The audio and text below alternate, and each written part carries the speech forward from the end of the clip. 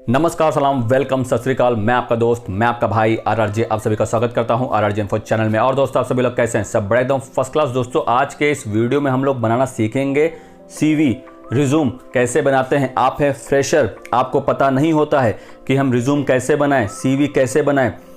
करते हैं, लोगों का देखते हैं, उसने CV ऐसे बनाया, हम बना देते हैं। लेकिन आप लोग गलती क्या करते हैं दोस्तों कि अगर आप CV बना रहे हैं तो उसमें आप क्या क्या मेंशन कर रहे हैं, ऑब्जेक्टिव क्या मेंशन कर रहे हैं, समरी में मेंशन क्या कर रहे हैं।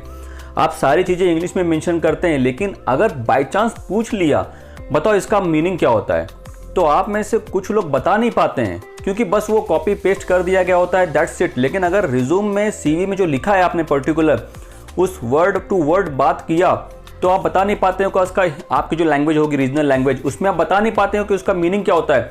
इंग्लिश में दिख रहा है, अच्छा लग रहा है दिखने में सब कुछ चीज़ें, आपने ऑब्जेक्टिव बहुत ही अच्छा मेंशन किया हुआ है, अट्रैक्टिव मेंशन किया हुआ है, समरी बहुत ज़बरदस्त लिखा हुआ है, सब कुछ है, लेकिन आप उसको एक्सप्लेन नहीं कर पाते हैं।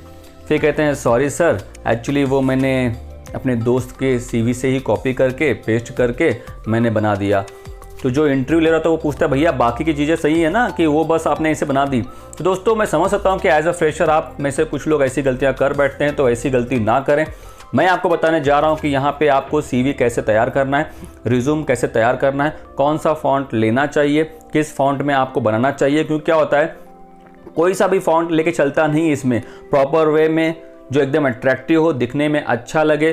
कुछ लोग कलरफुल बनाते हैं, कोई प्रॉब्लम नहीं है, सबकी अपनी अपनी चॉइस। लेकिन अगर आप उसका कलर प्रिंट निकालते हैं तो ही इट विल वर्क, अदरवाइज़ क्या होगा, फिर वो तो ब्लैक एंड वाइट ही आएगा। तो जितना सिंपल रखेंगे उतना अच्छा होगा, जितना अच्छी तरीके से आप चीज़ों को एक्सप्लेन करेंगे उतना आपके लिए अच्छा होगा। ये मैटर नहीं करता एज ए फ्रेशर कि आपका रिज्यूम CV 2 पेज का है, 3 पेज का है। देखिए, जितना आपको आप अपने आप को एक्सप्लेन कर सकते हैं, लेकिन मिनिमम 1 पेज और 2 page as a fresher sufficient रहता है। हाँ, एक्सपीरियंस आने के बाद वो 2 पेज, 3 पेज, 4 पेज होता रहता है, लेकिन एज अ फ्रेशर आपको 1 पेज, 2 पेज में सफिशिएंट है। बस आपको वो चीज़ें एक्सप्लेन करने को आनी चाहिए। तो चलिए दोस्तों, चलते हैं स्क्रीन के ऊपर। आइए, मेरे स्क्रीन के ऊपर आपको दिखेगा यहाँ पे रिज्यूम, आप जो स्क्रीन पे देख रहे हैं यहाँ पे। तो दोस्तों, जैसा कि आप देख सकते हैं स्क्रीन के ऊपर, आप बिल्कुल भी ऐसा फॉन्ट यूज़ ना करें। ऐसा फॉन्ट यूज़ करने से क्या होता है प्रॉब्लम, डिफ़िकल्ट टू रीड होता है, पढ़ नहीं पाते हैं आपने क्या क्या मेंशन किया हुआ है। अगर आप देखेंगे तो आप भी समझ नहीं पा रहे हैं क्या मेंशन किया हुआ है। तो ऐसा फॉन्ट बिल्कुल भी यूज़ ना करें, इसको अवॉइड करें। सिंपल फॉन्ट यूज़ करें जो ईजी टू रीड हो, जो सामने वाला बंदा समझ सके, दिखने में भी अच्छा लगे और सामने वाला बंदा समझ भी सके कि आपने क्या क्या मेंशन किया हुआ है। अब दोस्तों, जैसे कि आप देख रहे हैं स्क्रीन के ऊपर रिज्यूम, ये एक सिंपल तरीके से बनाया गया रिज्यूम है, ठीक ठाक है। मैं ये नहीं कह रहा हूँ कि एकदम बेकार है, क्योंकि बंदा फ्रेशर है। जो भी उसने इन्फॉर्मेशन डाली हुई अपने हिसाब से डाली हुई, तो उन्होंने क्या किया हुआ, उनका नाम, address, mobile number, email ID is compulsory, वो उनका परमानेंट एड्रेस है। लेकिन अगर कभी कभी क्या होता है कि आप जॉब के सिलसिले में अपना होम टाउन छोड़ करके कहीं और रहते हैं, और अगर आपके पास ऑलरेडी एक टेम्प्रेरी एड्रेस हो तो वो भी वहाँ पे मेंशन कर दें, तो उनसे क्या होता है कि उनको लगेगा कि हाँ, अगर बंदा ये लोकल में भी काम कर सकता है, भले ही उसका गांव कहीं दूर है, लेकिन ये बंदा यहाँ पे रहने के लिए है, इसका मतलब इसने यहाँ का भी एड्रेस मेंशन किया हुआ है। तो उससे क्या होता है, जॉब लगने के चांसेस बहुत ज़्यादा हो जाते हैं। फिर उन्होंने मेंशन किया हुआ है ऑब्जेक्टिव। दोस्तों, इसी पे आपको वर्कआउट करना पड़ेगा। जो भी आप इसमें लिखते हैं ऑब्जेक्टिव में, इंग्लिश में, अगर चांसेस हैं, अगर सामने वाले बंदे ने पूछ लिया बताओ इसका मतलब क्या होता है, व्हाट इज़ मीन, तो आपको आपकी लैंग्वेज में इसको एक्सप्लेन करना पड़ेगा। अगर आप कहते हैं कि आपको इंग्लिश नहीं आती है बराबर, अगर आप कहते हैं, तो फिर भाई आपने जो मेंशन किया हुआ कम से कम उसके बारे में एक्सप्लेन तो कर दो हमको, आपकी लैंग्वेज में, हिंदी, मराठी, आपकी जो भी रीजनल लैंग्वेज हो, हमको बताइए इसका क्या अर्थ होता है। ठीक है, तो आपको बताने को आना चाहिए। ऑब्जेक्टिव जो भी आप मेंशन करते हैं उसको एकदम प्रॉपर तरीके से पढ़ ले, समझ लें, कन्वर्ट कर ले अपनी लैंग्वेज में, रीजनल लैंग्वेज में, फिर वहाँ पे एक्सप्लेन करें अगर पूछते हैं तो। अब दोस्तों, यहाँ पे आप देख सकते हैं कि उन्होंने मेंशन किया हुआ है पर्सनल इन्फॉर्मेशन। पर्सनल इन्फॉर्मेशन में अगर आप देखेंगे तो उन्होंने सब कुछ चीज़ें मेंशन की हुई आप देख सकते हैं। और लैंग्वेजेस के बारे में उन्होंने देखिए मेंशन किया हुआ, उनकी जो लैंग्वेज है उन्होंने मेंशन कर दिया, जो उनको पता है, 3 लैंग्वेजेस इनको पता है, उसके बारे में उन्होंने मेंशन कर दिया है। तो अगर आप इंग्लिश अगर लास्ट में लिखते हैं तो कोई प्रॉब्लम नहीं आता है, लेकिन कुछ लोग क्या करते हैं, जिनको इंग्लिश बिल्कुल भी नहीं आती, कुछ भी नहीं आती, वो लोग पहले डाल देते हैं इंग्लिश, फिर हिंदी, फिर जो उनकी रीजनल लैंग्वेज होती है फिर वो डाल देते हैं। लेकिन अगर आपको इंग्लिश एकदम परफेक्ट वे से नहीं आती, तो मैं कह रहा हूँ आप लोगों से, मेरी आपसे रिक्वेस्ट है कि इंग्लिश पहली लैंग्वेज में मत मेंशन करें। अगर आप चाहिए तो पर्सनल इन्फॉर्मेशन से लैंग्वेजेस नोन को हटा दीजिए और उसके लिए एक नीचे कॉलम तैयार करिए बॉक्स टाइप में, वो आपको दिखाऊंगा अगले रिज्यूम में, बहुत अच्छी तरीके से मेंशन किया गया है, आप वैसे भी मेंशन कर सकते हैं। फिर उन्होंने डाला हुआ एजुकेशनल क्वालिफिकेशन की सारी डिटेल डाल दी है, कहाँ से किया है, बोर्ड यूनिवर्सिटी, ईयर, परसेंटेज डालना जरूरी है, क्योंकि देखिए अगर आप परसेंटेज नहीं डाल रहे हैं तो सामने वाला बंदा आपसे पूछ सकता है कि बताओ भाई परसेंटेज कितने थे, आपने मेंशन कुछ नहीं किया हुआ है। फिर उसके बाद उन्होंने डाल दिया है प्रोफेशनल क्वालिफिकेशन, जो भी उन्होंने जो भी अलग से कुछ extra qualification like computer and all thing किया होगा तो उन्होंने मेंशन कर दिया हुआ है। इन्होंने क्या किया है, वर्क एक्सपीरियंस डाल दिया हुआ है फ्रेशर, लेकिन अगर आप फ्रेशर हैं तो ये डालने की ज़रूरत नहीं, क्योंकि आपकी सीवी में अगर आपने कहीं पे भी एक्सपीरियंस का मेंशन नहीं किया तो आप सामने वाला बंदा समझ जाता है कि आप फ्रेशर हैं, दैट्स इट। लेकिन डाल दिया कोई प्रॉब्लम नहीं है, वर्क एक्सपीरियंस फ्रेशर, अगर नहीं डालेंगे तो भी चल जाएगा। फिर उन्होंने डाल दिया है उन्होंने डाला हुआ है प्लेस और डेट, और साइड में डाल दिया है उनका नाम के ऊपर साइन करना बहुत है ज़रूरी, और फिर डेट और प्लेस ये कंपलसरी आप फिलअप करके दीजिएगा, ब्लैंक मत दीजिएगा, और डेट देख लीजिएगा, कहीं ऐसा ना हो कि पिछली डेट डाल के आप दे रहे हों। अब यहाँ पे देखिए बात करते हैं दूसरे रिज्यूम के बारे में। तो अगर आप देख सकते हैं स्क्रीन के ऊपर, तो उन्होंने देखिए एकदम सिस्टमेटिक के साथ उनका नाम, एड्रेस, फिर ऑब्जेक्टिव, देखिए यहाँ पे भी उन्होंने मेंशन किया हुआ है। ऑब्जेक्टिव हर रिज्यूम में आता ही आता है, लेकिन बस आपको उसको एक्सप्लेन करने को आना चाहिए। फिर उन्होंने देखिए उसको एकदम हाईलाइट किया हुआ है पर्सनल डिटेल्स को, सेम नाम, एड्रेस एंड ऑल थिंग, उन्होंने सब कुछ चीज़ें यहाँ पे मेंशन की हुई है। एड्रेस उन्होंने एक्चुअली ऊपर नाम के नीचे ही मेंशन कर दिया हुआ है, इसीलिए यहाँ पे उन्होंने मेंशन नहीं किया हुआ है। Email ID is very very important. और दोस्तों ईमेल आईडी ना एकदम प्रॉपर वे में एकदम सिस्टमेटिक के साथ बनाइए, मतलब एकदम सही तरीके से बनाइए।